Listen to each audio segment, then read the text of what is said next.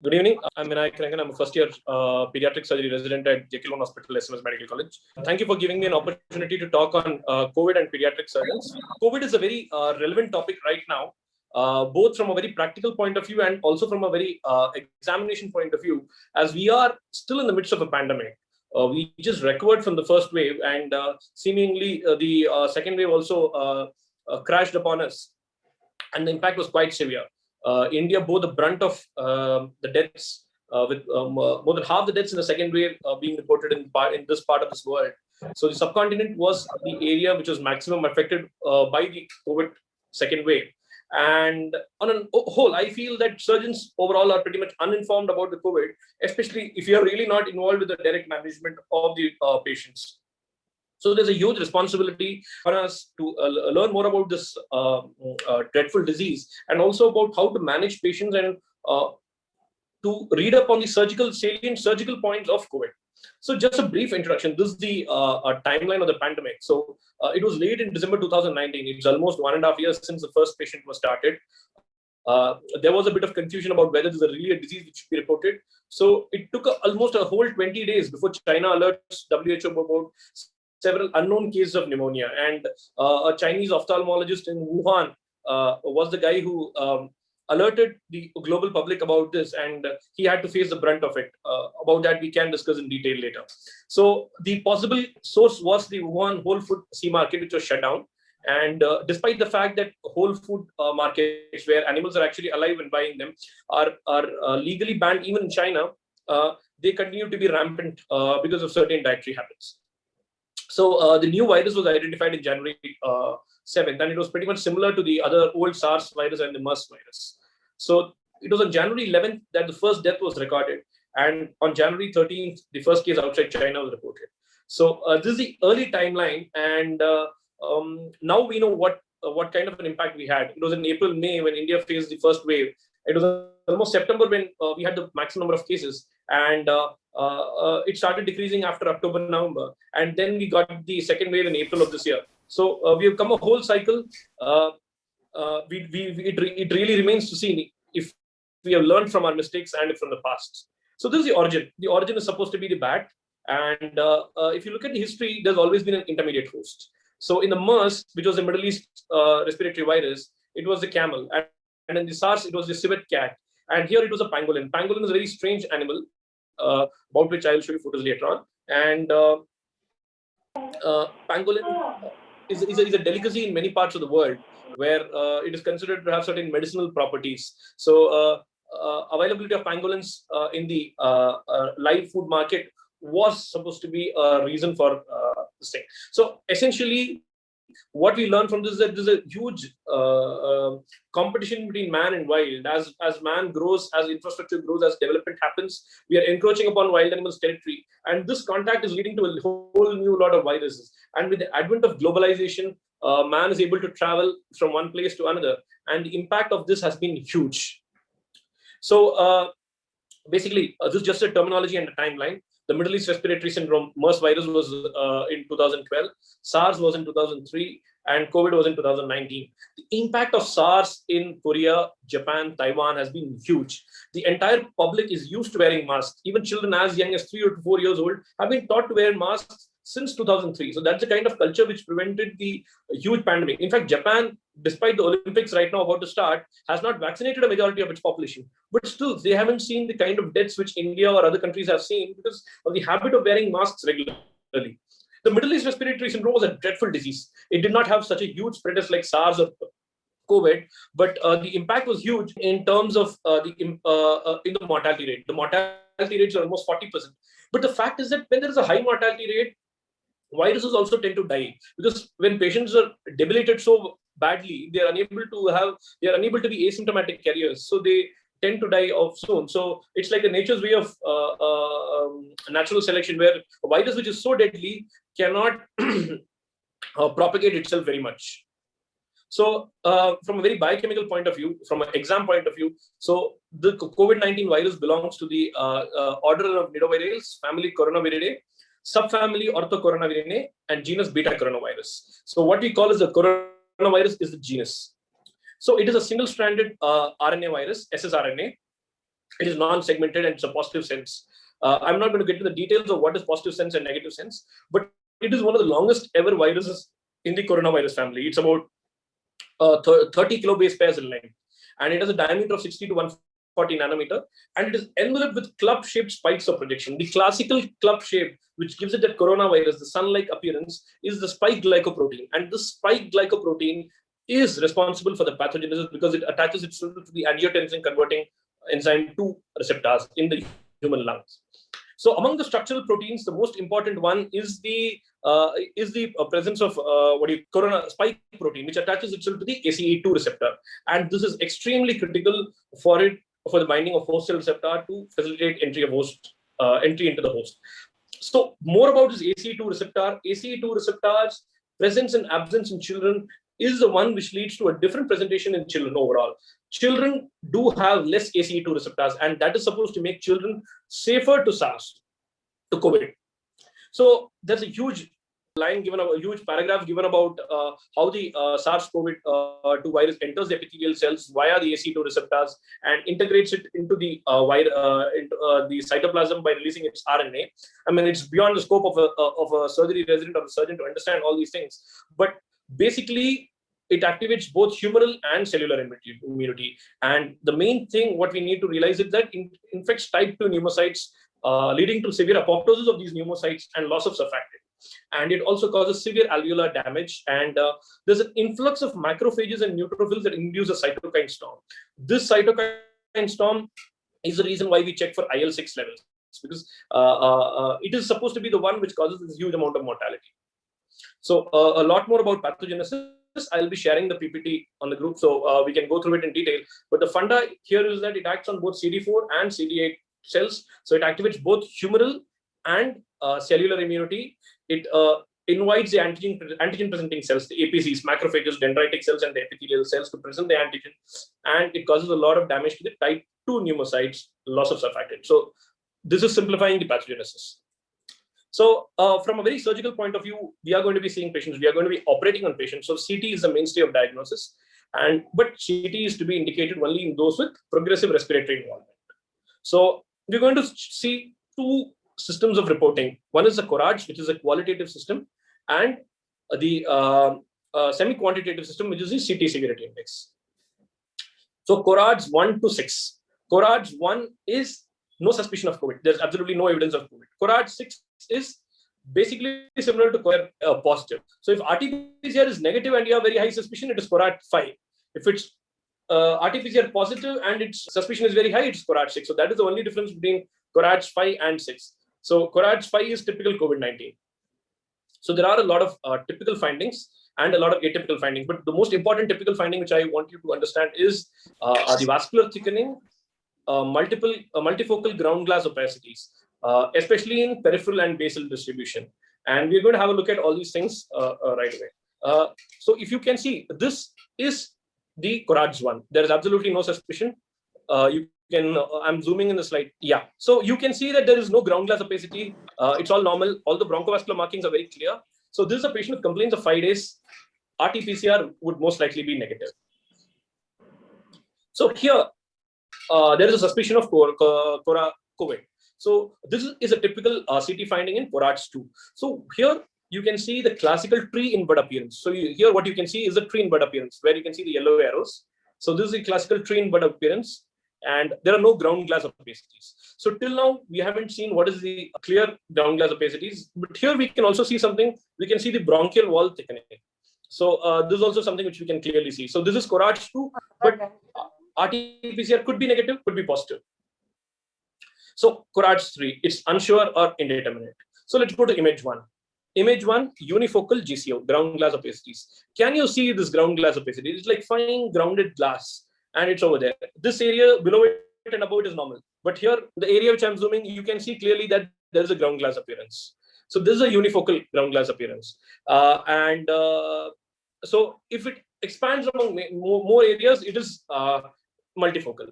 So CORADS 4 is where the suspicion is high, and the classical findings are there is unilateral ground glass appearance, multifocal consolidations, and all clinical findings which are pretty similar. It also It's also seen in patients with emphysema due to COVID.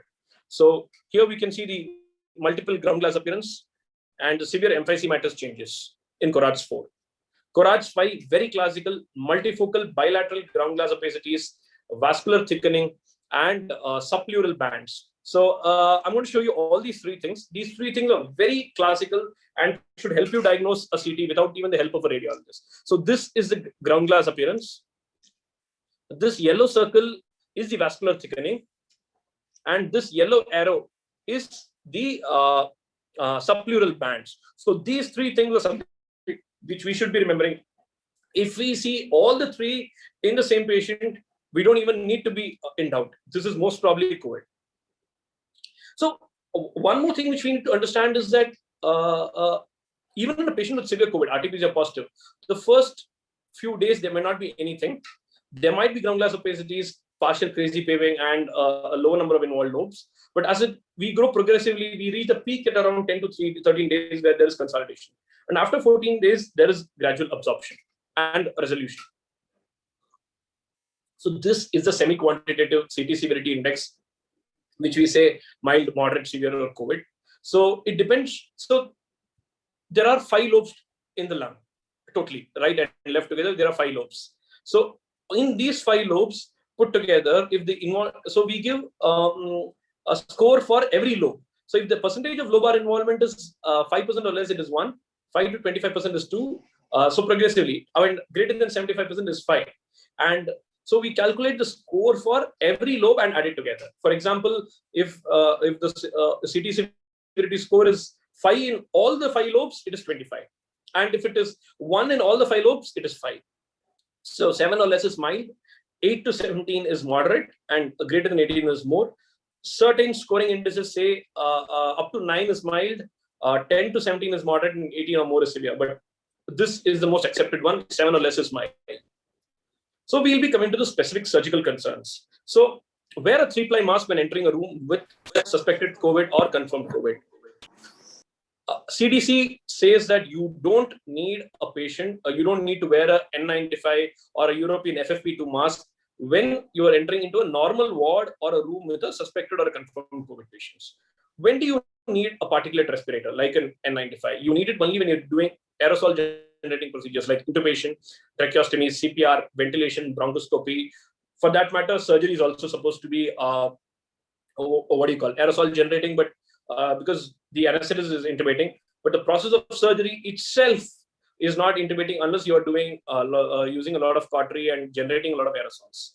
So place the mask carefully and ensure it covers the mouth and nose. Tie it securely to minimize any gaps between mask and the face. Avoid touching the mask while wearing it. Avoid the use of cotton cloth masks in the healthcare setting. So this is very important. Cotton cloth masks are not contraindicated or prohibited by anyone. It's just that you should not be wearing it in a healthcare setting. So if you're seeing me, I'm wearing a mask. And how do you test whether the mask is well fitted or not?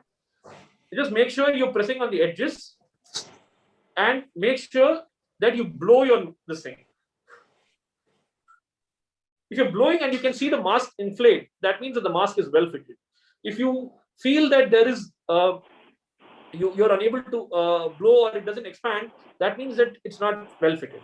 So this is a very important thing. And while removing, as you can see, I'm just using the bands to remove it. I am not using touching the mask per se.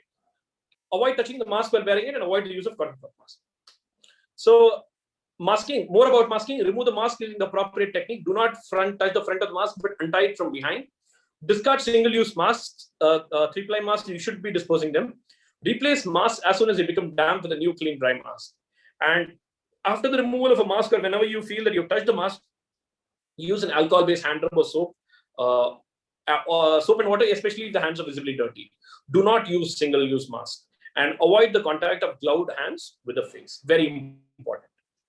So when to operate in a patient who's previously COVID positive?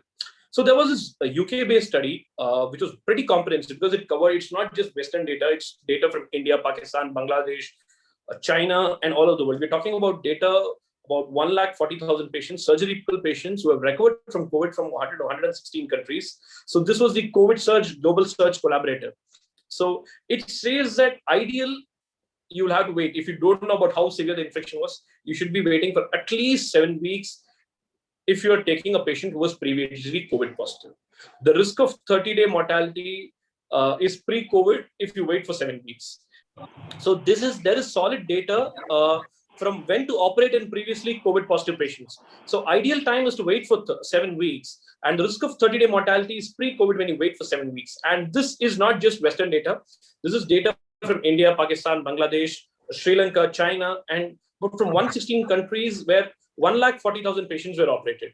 So there is significant evidence that if you don't wait a significant good amount of time, there is a high risk of pulmonary complications and mortality. So this is the COVID surge cancer data, which was solid data from cancer patients, which says that if you wait for more than 4 weeks, the pulmonary complications in standard surgeries and in mortality is almost 0%. But if you wait only for 2 to 4 weeks, it's 11.7%. The mortality is as high as 3.4%. But if you're not waiting at all, if you do it within 1 to 2 weeks, as it happens in most parts of our country, pulmonary complications incidence is 18.5% and the mortality is 7.7%. And this is very, very alarming data. It shows that we have to be extremely careful when we are dealing with COVID patients who have recovered from COVID, elective surgeries, hernias, elective cancer surgeries. Risk of pulmonary complications and mortality is very high if you're not waited at least 4 weeks after the first positive COVID swab.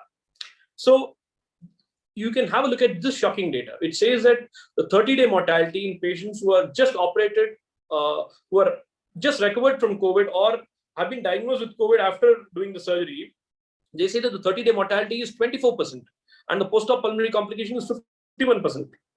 This is really, really shocking. And there is considerable evidence that even children are not spared from pulmonary complications. There is no solid cohort-based data like this for children because the amount of pediatric surgeries during the COVID era was decreased significantly. But there is still enough data emerging that pulmonary complications do occur in children who have just recovered from COVID. So it is ideal to wait for 7 to 8 weeks when they are recovered from COVID. And if you're unsure whether if they have had people positive at home, it would be advisable for them to wait at least a month. So this is a CDC guidelines. So that was the overall data, but CDC has a certain specific set of guidelines. CDC is Center for Disease Control and Prevention, Atlanta, USA. So they say that 4 weeks for an asymptomatic patient and 6 weeks for a symptomatic patient who did not require hospitalization. For a symptomatic patient who is diabetic, immunocompromised, or hospitalized, the waiting time is at least 8 to 10 weeks. And it is 12 weeks for a patient who was admitted to an intensive care unit due to COVID-19. So this is an example of Dr. Sanjeet Singh Sakura. He is head of an emergency medicine department in Canada. And he removed his beard just so that he could treat COVID patients, so that he could follow the PPE donning and doffing protocols clearly. So if you are having facial hair, beards, mustache, try to shave them if there is no major objection. Tie your long hair in a bun. Avoid gadgets, watches, rings completely. Wash your hands with soap and water and wipe with 70% alcohol before entering the facility. And allow operating personnel, theater staff, at least 30 minutes to don and doff the gear. So this is the donning and doffing protocol: gown, gloves, N95, goggles, and disinfect your hands. Wear double gloves when handling pathogens. In the area of a significant splash, you should move to the doffing area to remove the PPE. For doffing, this is the order: goggles, gown, mask, and gloves. And always ensure it is discarded in the appropriate waste. Show us some video about donning and doffing. How safely put on personal protective equipment, commonly called PPE. We will demonstrate one way to appropriately put on or don PPE. More than one donning method. It's important that you receive training, demonstrate competency, and practice your healthcare facilities donning procedure. What you're saying is that there are more than one donning ways. This is the recommended. Agree. First, CDC identify and gather the proper PPE to don, including an appropriately fitted isolation gown, a NIOSH-approved N95 filtering facepiece respirator or higher level respiratory protection, or if a respirator is not available, a face mask, a face shield or goggles, and a pair of disposable. Perform hand hygiene by using alcohol-based hand sanitizer or washing your hands with soap and water for at least 20 seconds. Put on the isolation gown. Tie all ties or snap all snaps. You may need assistance from another healthcare provider.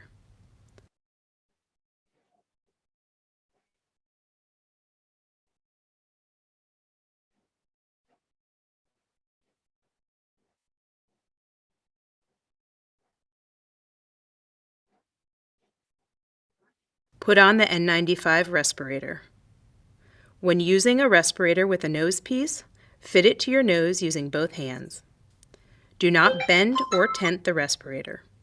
Extend the respirator under your chin, protecting both your mouth and nose. Pull the top strap over your head, placing it on the crown. Then pull the bottom strap over your head, placing it at the base of your neck.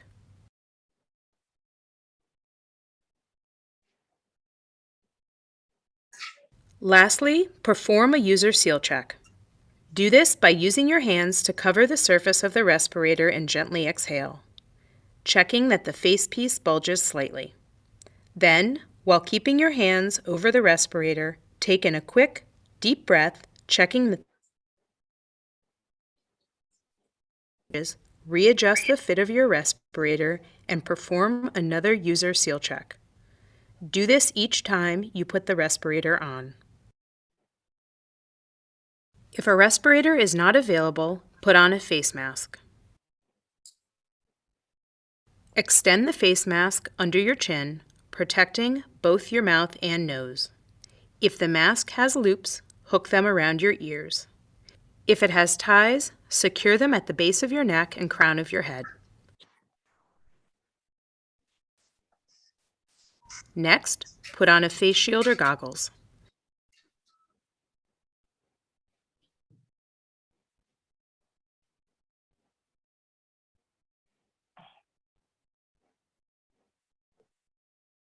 Lastly, put on your gloves.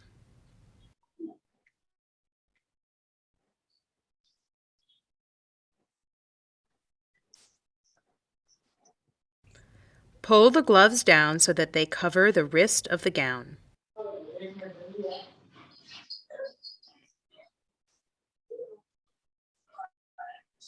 You are now ready to enter the patient's room.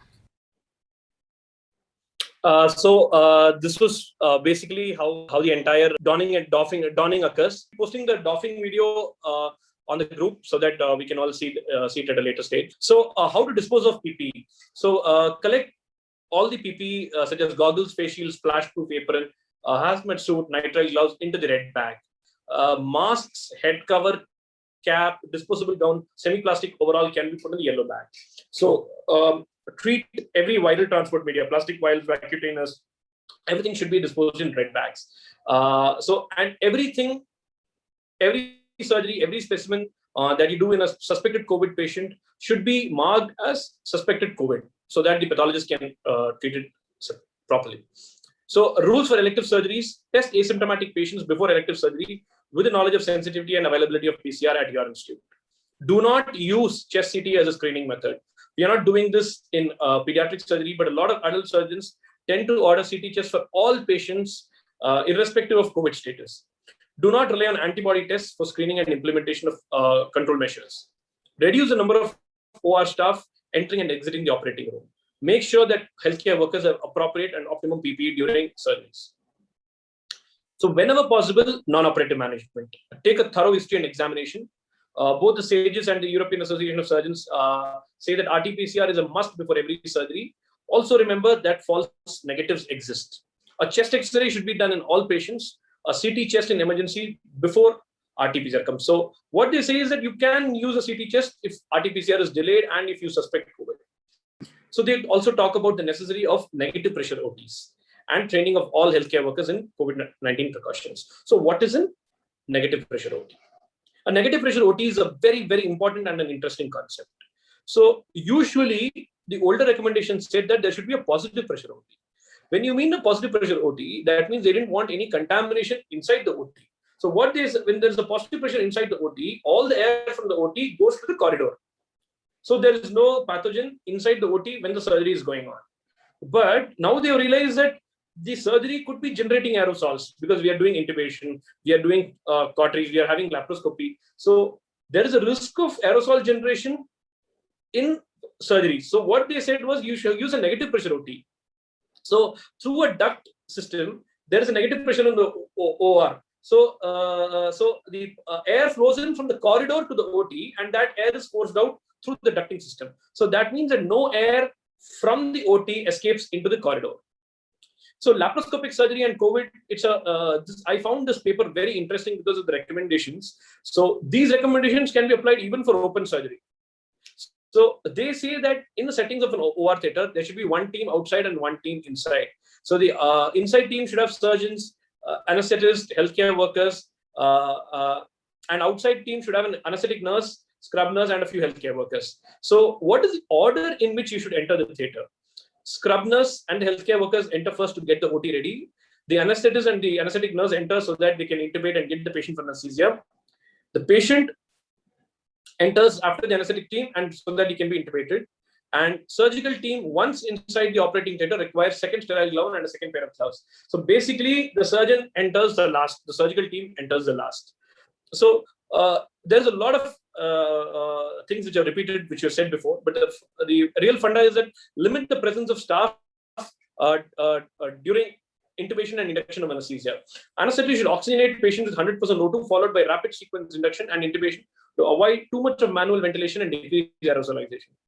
So PPE should be handled with care, as told before. And anesthetic equipment is to be used by only one person, and the anesthesia machine is to be disinfected after every surgery. So these are recommendations. How much we can follow, how much we cannot, it differs from institution to institution. If laparoscopy is indicated, it should be performed by an experienced surgeon. Why? Because you want to reduce the operating time. Avoid the movement and changing of healthcare workers during laparoscopy. When you're using laparoscopy, use a closed technique for obtaining pneumoperitoneum because you don't want the air to escape out too much. Use balloon trocars, which minimize the exit and entry of air, and also minimize the CO2 insufflation pressure. Higher insufflation pressure means greater aerosolization. And if you are regularly using laparoscopy, use a smoke evacuation system so that if you're using cautery, you don't create too many aerosols. And minimize the use of energy devices, lower electropottery power settings.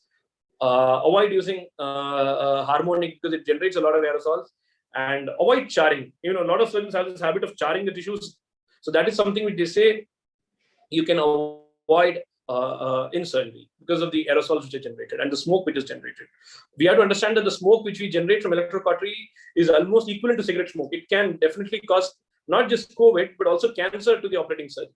So fully aspirate the pneumoperitoneum before removing the last trocar through a smoke evacuator device. After all of the ports are removed, ports larger than 5 mm should be closed by a J needle. Don't use an endo-close device. We don't have endo-close device much in India, but close all the ports which are greater than 5 mm, and that would reduce the risk of gas leaking from the abdomen. There is also solid evidence that removing the gas from the abdomen, evacuating the gas after the distinct surgery reduces postoperative pain, postoperative shoulder tip pain due to diaphragmatic irritation. So I think irrespective of COVID, this can be regularly followed. So exit from the operating theater, they say that the two teams are essential to transport the patient from the OR to the ward. But the basic funda here is that there should be a COVID dedicated path which is fully sanitized. The route the patient and the team is taking from the OT to the ICU or the ward should be sanitized with standard sanitizing protocols after surgery is over. And the inside healthcare workers, they sanitize the operating room, exit and change their scrubs using the same rules which I mentioned. So we deal with a lot of GI patients. So the COVID's GI manifestations occur due to bowel vessel thrombosis, liver injury in very severe cases. It can cause acute hepatic injury. And in more than 10% of cases, especially children, gastroenteritis-like symptoms are very common. And this is speculated because of the presence of ACE2 receptor in small bowel. So COVID in pediatrics. I'm not going to talk into the medical aspects too much. We're going to concentrate on surgery. But why do children fare better than adults? This was a very interesting article which was published in the Indian Journal of Pediatrics. It says that lesser expression of ACE2 receptors. So you have to understand ACE2 receptor is the one which facilitates the entry of the virus into the lungs. But there should be a balance. Apparently, ACE2 receptors are also pneumoprotective. So they say that a right balance between protective ACE2 receptors and the ACE2 receptors which allow the entry is the key to recovery and is the key to understanding the pathophysiology of COVID-19. So higher secondary immunity due to vaccines. So children are regularly vaccinated with BCG, all the other polio vaccines and stuff. So this actually results in higher expression of secondary immunity. And in children, the innate immune response is much lesser than adults. And this reduces the immune manifestations of COVID. The entire cytokine storm, it is due to the innate immune response. And basically, we know children don't smoke, or they don't smoke as much as adults. Even if they do, it's due to secondary smoke. And obesity is less of a problem. There is enough data which says that obesity is the major reason for mortality in COVID-19. I had a friend in Chennai, a doctor who lost his life due to COVID. He was not much older than me. The problem was obesity. He was not a smoker. He was not an alcoholic. But a 30-year-old man dying due to COVID is something very sad. So obesity is something which we should be concentrating upon. We should teach our children to avoid obesity at an early stage. So, and children also have faster regeneration of alveolar epithelium, and that plays a major role. So what we're dealing with right now in Jekyll Hospital is an intense amount of MISC. They say it is rare, but the amount of cases which we have here seen is unprecedented. It is an apparently rare disease, and it was first reported in UK in April 2020, even last year. But there was not much data. The Indian data has emerged with the emergence of the second wave. The features are similar to Kawasaki disease or toxic shock syndrome. There is multi-organ failure. Every pediatric surgery resident in Jekyll Hospital has seen the impact of MISC because we are having a huge number of calls for PD cannulations due to renal failure, long lines because vascular access has become very difficult due to vasculitis. We are getting at least 7 to 10 ICD intercostal drainage references a day because of the empyema and the thoracic manifestations of MISC. So when to admit, if you see danger signs, shock, respiratory distress, cardiac involvement, or features of Kawasaki disease, neurological changes, signs of hepatic injury, kidney injury, or coagulopathy, or patient cannot return to follow-up. Can it be treated in the OPD settings? Very mild cases, yes. But in most cases, we end up admitting. So what is Kawasaki disease? Kawasaki disease is a form of vasculitis, and it's seen in children. And there is a classical rash and peripheral extremity changes in the hands and feet. There is cervical lymphadenopathy, there is mucous membrane changes, and there is always cardiac manifestations. So this is the diagnostic features: coronary artery aneurysms, red eyes, swollen nodes, red cracked dry lips, a widespread rash, fever for more than 5 days, peeling of skin, and swelling. And these are all changes which you're seeing in the PICU. At least every day we are getting 2 to 3 calls. The surgical residents are getting a call to look at case of MISC. So a pediatric surgeon's role in MISC, liver abscess. In the month of May 2021, we have done 24 percutaneous drainage of liver abscess in MISC patients. And this is a very shocking data, and more data to be collected. We residents are noticing that we are doing an increased number of liver abscess in the last few months since the second wave of COVID has started. And it could be a possible relation to MISC, and there has been no major study regarding this, and I feel that there's a huge potential for research in this, and I think that is something which we can start in Jekyll on. Empyema and ICD insertion. This is also something which we are, the number of calls for ICD insertion and empyema have increased significantly. Many of us have traveled to RUHS to insert ICDs, and calls for securing venous access. With MISC, vascular access becomes difficult. Vasculitis, securing a peripheral line is a huge challenge, and securing a central line is quite essential. And PD cannulation for renal injury, that is also something which you're seeing on a very regular basis. In fact, we have had the amount of PD cannulations which we have performed in the last 1 or 2 months is something which we have not done for the past, in the first few months of our residency. And that is something which needs to be investigated, and the data needs to be recorded. And the role of a surgeon in MISC, I think we will come to know more as data emerges. And there is a lot of work going on in India. In fact, Amrita Institute in Kochi has been designated as a very tertiary research center for MISC. Dr. Suma Balan, who's a pediatric rheumatologist, is leading a whole host of scientists, and they are published in major journals such as Lancet about MISC. I foresee a very intense role for the pediatric surgeon also in the management of MISC. And thank you so much for giving me an opportunity to present. It was a very enlightening session because it gave me an opportunity to study and learn also. Thank you, Dr. Vinayak, for an excellent perspective from surgical point of view on COVID. Yes, sir. There is one question. Are there any data on pediatric patients in the cohort of patients in whom 7-week delay for elective surgery has been recommended by CDC? Sir, I need to get back to you on this, sir. I did not find the data, sir, initial data. But from what I read was the amount of pediatric patients were very less. So there were pediatric patients, sir, but it was not performed wholly on pediatric patients. And they did not calculate the values separately for pediatric patients. So till we do that, I don't think we can solidly comment on the operating times of pediatric patients. But in the West, they are following the same guidelines which have been advised for adults for pediatric patients. Are there any published data on neonates vis-a-vis COVID? Have you seen some published data on COVID and neonates? Sir, there has been case reports and case series, sir, on neonatal infections in COVID, sir. Unfortunately, I did not find proper cohort studies with regards to neonatal surgery, sir. And all this spoke about in immunocompromised low birth weight babies. There was an evidence of increased risk of pulmonary infections and other things, sir. But unfortunately, because we don't have a cohort, we cannot say whether this was due to the low birth weight and the intrapartum stress with the baby phase, or was it due to COVID, sir.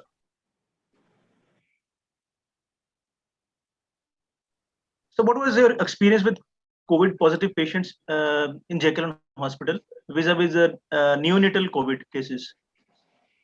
Sir, I think we have had about only neonatal COVID, sir. We have had only a few cases, less than 10 cases, sir. And many of these patients are recovered, sir. And it is all anecdotal because it's not recorded data. But a few cases of colostomy revision, cases of duodenal atresia, all these cases went back home safely. There were a few cases which expired, sir. But these are all cases which had poor prognosis, a leak after a fistula repair. So we really cannot say whether they died due to COVID or whether they died with COVID. So there's a huge difference between that. And till we perform studies, documented, I don't think we'll also have to compare mortality rates in non-COVID patients before we can arrive at any conclusion. Yeah. So I would request Dr. Arun Gupta sir to kindly ask questions. Yes, sir. Yes. Congratulations on excellent presentation as usual. We have heard you a lot. Command on your language, the thorough study that you have done to present this. I think an excellent thing.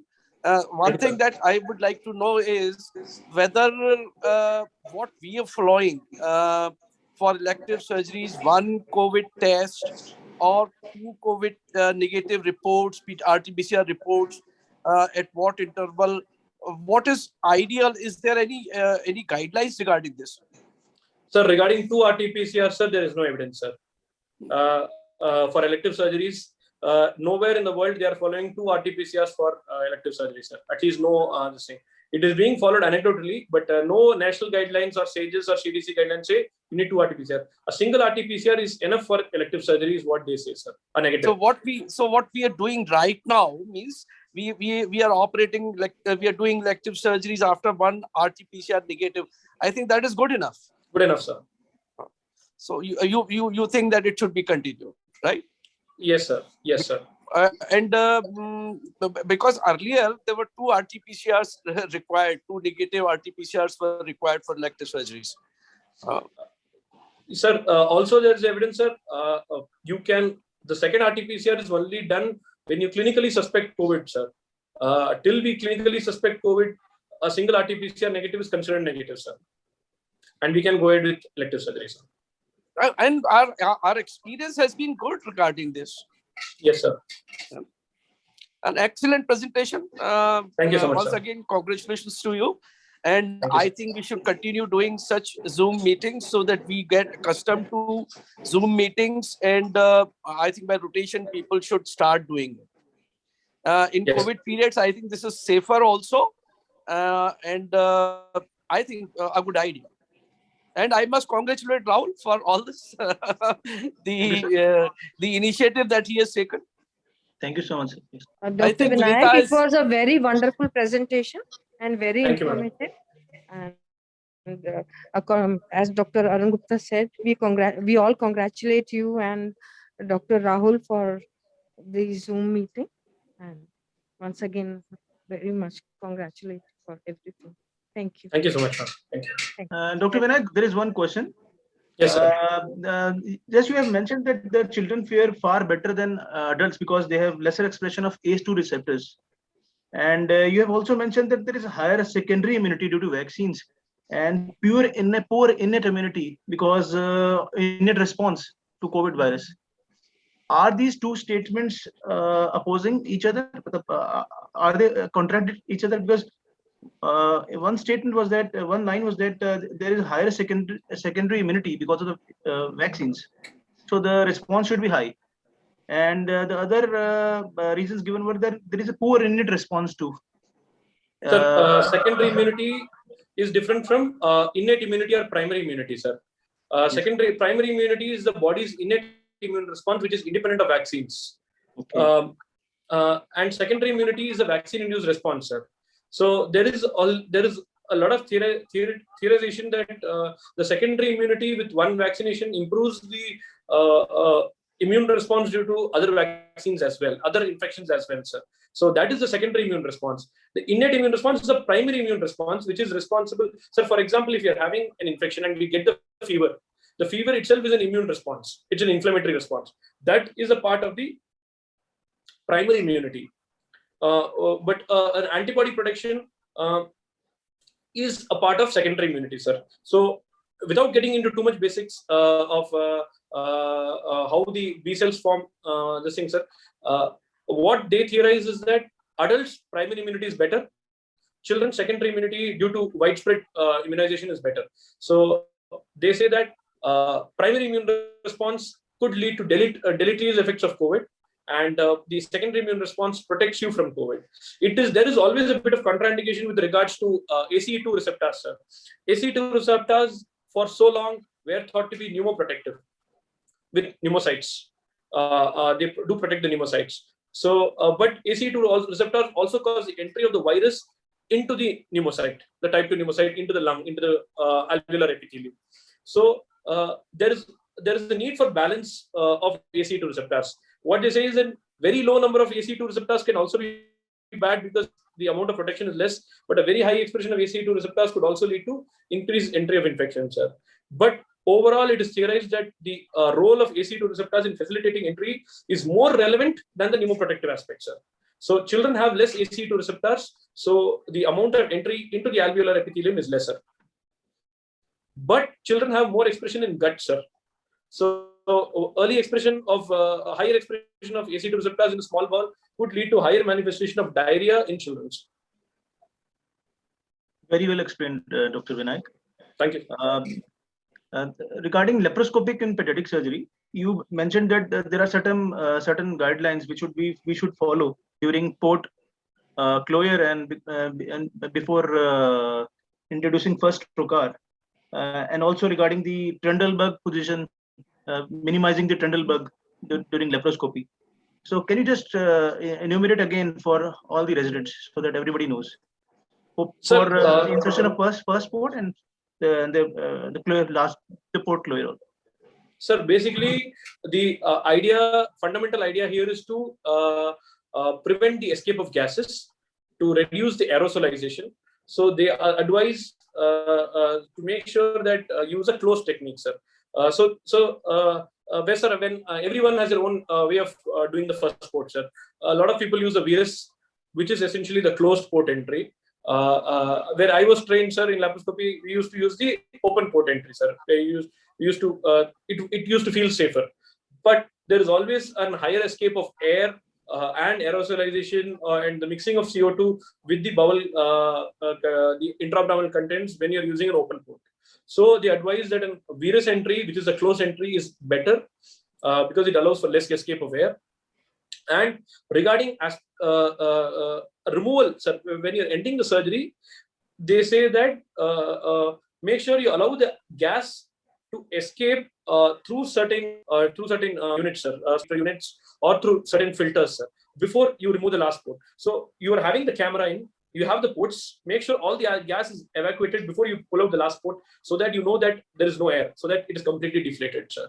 And the amount of pulmonary complications is also higher if you leave a lot of pneumoperitoneum inside the abdomen and remove the ports. Certain laparoscopic surgeons, as we know, have the habit, once the surgery is over, they pull out the ports rapidly, which leaves a lot of pneumoperitoneum. There is a good amount of evidence which says that leaving a lot of pneumoperitoneum causes diaphragmatic irritation, increases the rate of pulmonary complications, increases the rate of shoulder tip pain due to diaphragmatic irritation, sir. So a lot of surgeons actually, even in the pre-COVID era, used to use a suction to, after lap chole, to aspirate the air under the diaphragm, sir, so that there is less diaphragmatic irritation, faster recovery, sir. So these are all standard guidelines. I think it should be followed in every surgery. Regarding Trendelenburg position, sir, Trendelenburg is basically head down.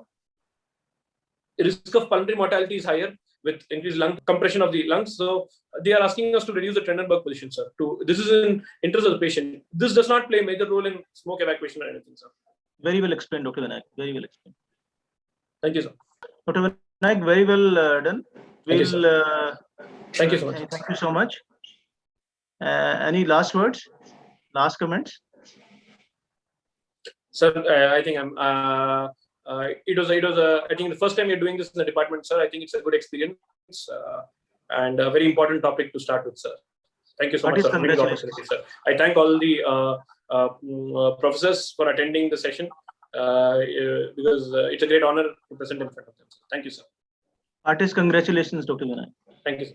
Thank you so much. Thank you.